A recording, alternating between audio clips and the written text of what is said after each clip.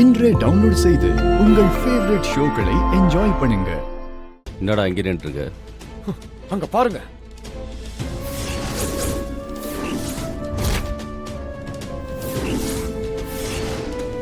நான் சொன்னப்பெல்லாம் தலையில தூக்கி வச்ச ஆனல்ல, இப்ப எங்க கொண்டு வந்து விட்டுருக்கு பாரு.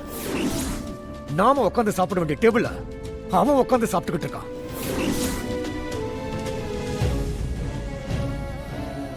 என்ன பண்ற? அது ஒண்ணும் இல்ல, தட்டினதுல முடி கலைஞ்சிருச்சு அதான். ஆமா, என்னது இது? பழைய ஹேர் ஸ்டைலா இருக்கு.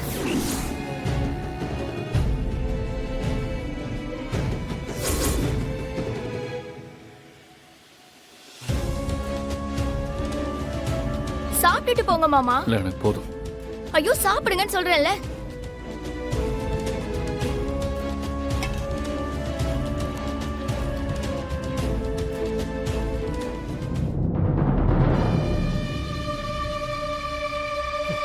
இந்த வீட்டுக்குள்ள ஒரு மரியாதை இருக்கு.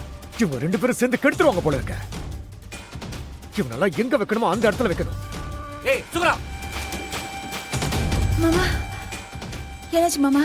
இங்க என்ன நடந்துட்டு இருக்குன்னு பார்க்காம உள்ள என்ன பண்ணிட்டு இருக்கீங்க? ஆமா, சுகுணா எங்க? இங்கதான் இருந்தாங்க மாமா. குளிக்கு போயிருப்பாங்கன்னு நினைக்கிறேன். வீட்டுக்குன்னு சில கட்டுப்பாடுகள் இருக்கு. நீதான் உன் தங்கச்சிக்கு சொல்லி கொடுக்கணும். அப்படி என்ன நடந்துச்சு மாமா? வீட்டுல என்ன நடக்குதுன்னு பார்க்க துப்பு இல்ல. இப்ப வந்து என்னன்னு கேளு. அப்படியே போட்டுன்னு வை. இந்த பாரு, இந்த வீட்டில் ஆம்பளைங்க என்ன பண்ணும், பொம்பளைங்க என்ன பண்ணுன்றதுக்கு ஒரு வரமுறை இருக்கு. அது என்னன்னு இந்த வீட்டு பொம்பளைங்கிட்ட கேட்டு தெரிஞ்சுக்கோ. காலை சுத்தி வர கர்ணாவை இன்னைக்கு எனக்கு சரிக்கு சம உட்கார வச்சிருக்க. இந்த வீட்டுக்கு நீ புதுசுன்றதுனால உன்னை ஒரு தடவை மன்னிச்சு விடுறேன். இனி ஏதாவது வீட்டில் இந்த மாதிரி நடந்துச்சுன்னா நீ மட்டும் இல்ல, இந்த வீட்டில் உள்ள எல்லா பொம்பளைங்களும் அதுக்கேற்ற தண்டனை அனுபவிக்கணும். புரியுதா? புரியலைன்னா கேட்டு தெரிஞ்சுக்கோ.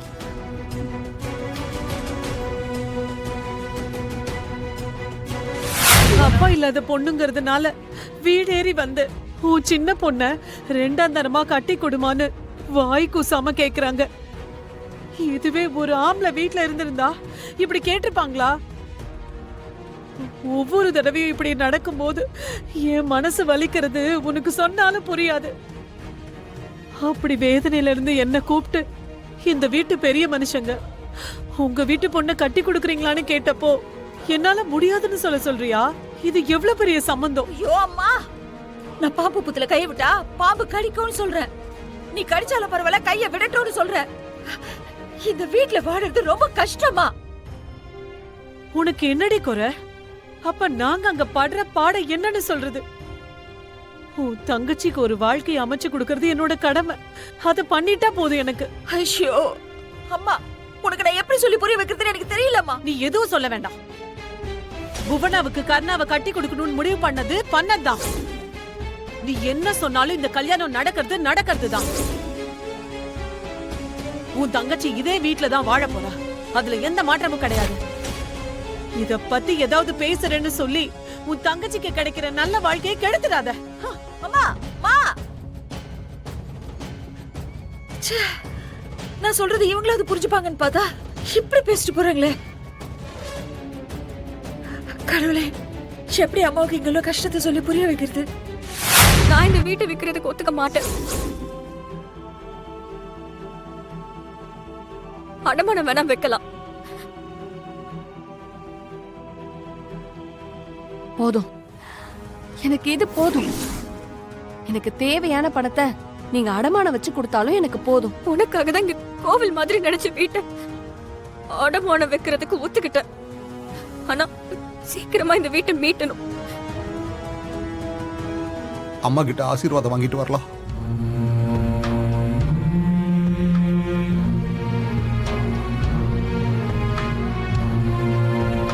அம்மா, என்ன நடந்தாலும் உன்னை என்கிட்ட இருந்து யாராலையும் பிரிக்க முடியாது.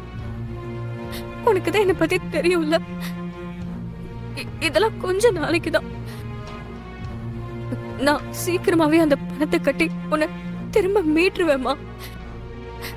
அதுக்கு நீதாம்மா கூட இருக்கணும்.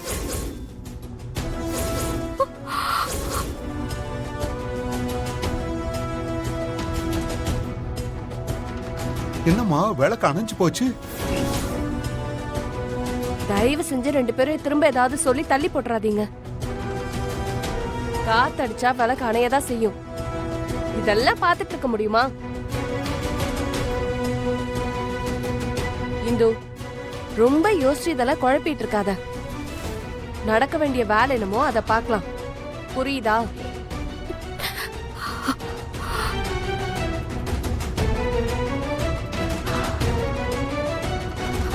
ஒரு 10 நிமிஷம் டைம் கொடு.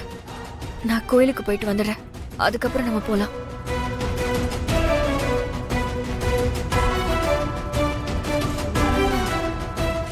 உண்மையாவே உனக்கு என் தங்கச்சி பிடிச்சிருக்கா?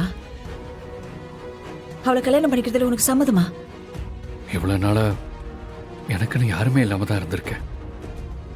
என்னதான் நான் அவங்க எல்லாரையும் அண்ணன் அண்ணின்னு கூப்பிட்டாலும் ஒரு உரிமையா உறவு கொண்டாட முடியாதுல்ல. ஆனா இப்போ என்னால உறவு கொண்டாட முடியும். அம்மா ஸ்தானத்துல என்னைக்குமே இருக்கிற சுகுணா அண்ணி, அக்கா ஸ்தானத்துல நீங்க, என் செல்ல தங்கச்சியா சித்ரா, என்னைக்குமே பிரிக்க முடியாத உறவா இருக்க போறீங்கல்ல. இன்னைக்கு நீங்க எல்லாம் என் சொந்தம். இதெல்லாம் எனக்கு போனாவில தான் கிடைக்க போகுது. அப்படி இருக்கிறப்ப நான் எப்படி போனா வேண்டான்னு சொல்லுவேன்? சரி கண்ணா, அப்போ என் தங்கச்சியை கல்யாணம் பண்ணிட்டு அப்புறம் நீ எங்க போற? என்ன நீ பேசுறீங்க? கிருபா அண்ணன், ஐயா, அப்புறம் உங்க எல்லாரையும் விட்டுட்டு இந்த கர்ணா எங்க போவா? கல்யாணத்துக்கு அப்புறமும் இந்த கர்ணா இந்த வீட்டுக்குள்ளேயே தான் இருப்பான். இந்த கர்ணாவாவது என் தங்கச்சி கல்யாணம் பண்ணிட்டு வெளியில போய் அவளை சந்தோஷமா வச்சுக்கோன்னு பார்த்தா இவனும் இந்த கூட்டத்துக்குள்ளேயே தான் என் தங்கச்சியோட இருக்க போறேன்னு சொல்றானே. அக்கா, என்னக்கா நீ? அம்மா கூப்பிடவே இல்லைன்னு சொல்றாங்க. அப்படியா சொன்னாங்க? அப்போ எனக்கு தான் உன்னை கூப்பிட்ட மாதிரி கேட்டு சொன்னவோ. கடவுளே, இந்த கல்யாணம் நல்லபடியா நடக்கணும். யாருக்கும் எந்த பிரச்சனையும் வரக்கூடாது. என்னமோ தெரியல, கொஞ்ச நாளாவே மனசுக்குள்ள பதட்டமாவும் பயமாவும் இருக்கு.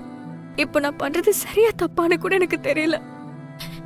நீதாம்மா என் கூடவே இருந்து என்ன பாத்துக்கணும்.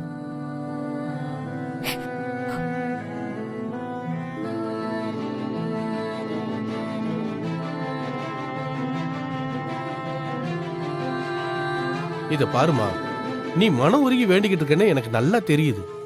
அந்த காரியம் நடக்கணும்னா சாமிக்கு ஒரு விளக்கேத்தி வேண்டிக்கோ, எல்லாம் நல்லபடியா நடக்கும். சரிங்க ஐயா.